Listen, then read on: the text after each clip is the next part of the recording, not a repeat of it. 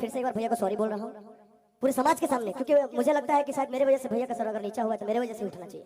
आखिरकार ने प्रियांशु सिंह को माफी मांगना पड़ गया पूरे मंच पर, ठीक ना।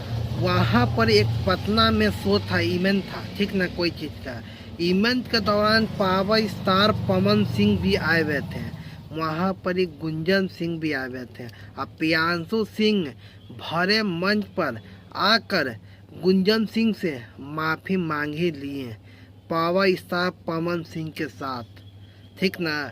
वहाँ आने के बाद गुंजन सिंह को प्रियांशु सिंह ने भरे मंच पर बुलाया। बुलाने के बाद गुंजन सिंह से, सांसद है गुंजन सिंह अब, ठीक ना, उसी से प्रियांशु सिंह म्यूजिक डायरेक्टर बोले कि हमें माफ़ कर दीजिए, हमसे गलती हो गया है, ठीक ना। उसी के बीच गुंजन सिंह ने उनको गले लगा कर माफ़ कर दिए। ऐसे पहले पवन सिंह ने पावर स्टार गुंजन सिंह को ये बात कह चुके थे कि गुंजन सिंह आप प्रियांशु सिंह को माफ़ कर दीजिए, काहे कि एक छोटा बच्चा है, भोजपुरी में मिलजुल के रहेंगे तब हम अगला को कुछ कर सकते हैं, ठीक ना। हम लोग अपने में एक नहीं रहेंगे, दूसरा लोग तो मजे मार के निकल जाएंगे। पवन सिंह यही बात बोले।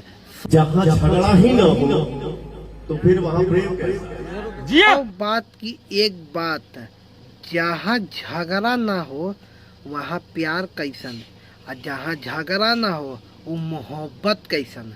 पावर स्टार पवन सिंह अपने छोटे से वर्ड में इतने बड़े बात बोल दिए भोजपुरी इंडस्ट्री में कि मिलजुल के रहिए।